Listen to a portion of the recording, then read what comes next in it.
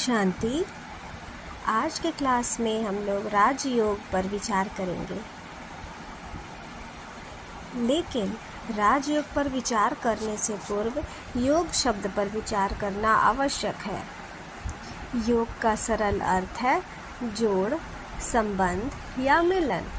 जिस प्रकार वियोग का अर्थ अलग होना होता है, उसी प्रकार योग का अभिप्राय मिलन या संबंध जोड़ना है।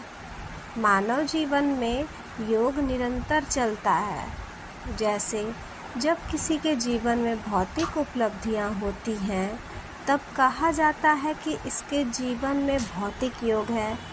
जब कोई व्यक्ति बहुत परिश्रम करता है और उसे प्राप्ति नहीं होती और फिर अचानक समय आने पर उसे सफलता मिल जाती है, तो इसे समय का संयोग कहा जाता है।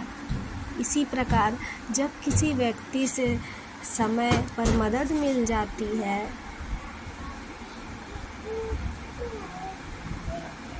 तो कहा जाता है कि उसके सहयोग से यह कार्य संभव हो गया।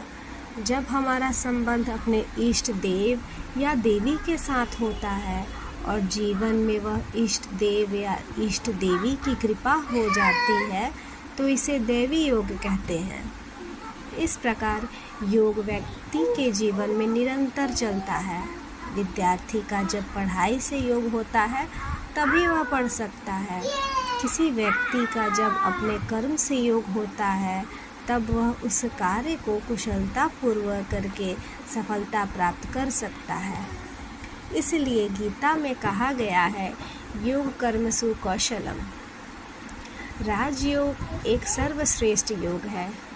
सर्वश्रेष्ठ इसलिए क्योंकि सर्वश्रेष्ठ हस्ती के साथ योग है, यानी आत्मा का परमपिता परमात्मा के साथ योग है। दूसरा, इसकी विधि भी सर्वश्रेष्ठ है। जहाँ हम स्वयं को श्रेष्ठ आत्मभाव की स्थिति में एकाग्र करके अपने मन बुद्धि को परमात्मा पर एकाग्र करते हैं। तीसरा, इसकी प्राप्ति भी सर्वश्रेष्ठ है, जहाँ हम परमात्मा शाकाश से सर्व शक्तियों को प्राप्त कर सकते हैं। श्रीमद् भगवत गीता में भगवान ने अर्जुन को कहा था कि इस राजयोग से मैं तुम्हें राजाओं का राजा बना दूंगा। राजाओं का राजा अर्थात पहले अपनी कर्मेंद्रियों पर राज्य प्राप्त करना, और जिसने अपनी कर्मेंद्रियों पर अधिकार प्राप्त किया होगा, वह अपने मन को भी सहज वश कर सकता है। और तभी कहा गया है, मन जीते जगत जीत। एक कहानी के अनुसार एक बार एक व्यक्ति बहुत गरीब था। उसके पास एक बंजर जमीन का टुकड़ा था, जिस पर कोई फसल नहीं उगती थी। वह थोड़ा काम करके और कुछ कर्जा लेकर अपने परिवार को पालता था।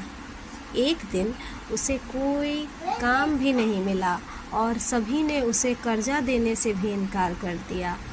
वह सोचने लगा, अभी क्या करूं? अपने परिवार को कैसे पालूं?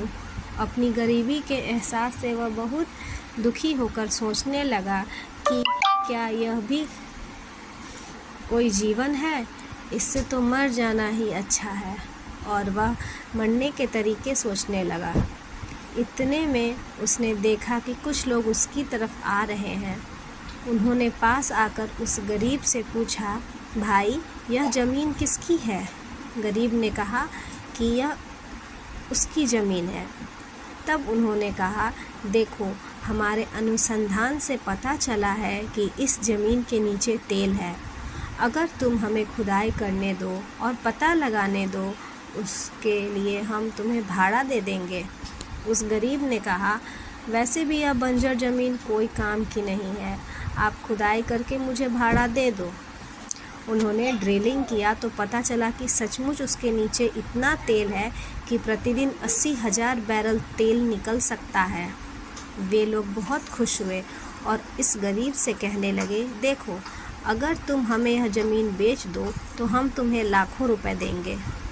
जब उस गरीब के हाथ में पैसे आए, तो वह सोचने लगा कि थोड़ी देर पहले मुझे अपनी गरीबी का एहसास हो रहा था और अपनी गरीबी को कोस रहा था, और अपने जीवन को ख़त्म करने की सोच रहा था, क्योंकि मुझे यह पता नहीं था कि जिस ज़मीन के टुकड़े पर मैं खड़ा हूँ उसके नीचे इतना धन है। ठीक इसी प्रकार आज हर इंसान आध्यात्मिक रूप से गरीब है और इसलिए दुखी होकर सोचता है कि क्या यह भी कोई जीवन है? आखिर जीवन का मतलब क्या है? भगवान ने यह दुनिया क्यों बनाई?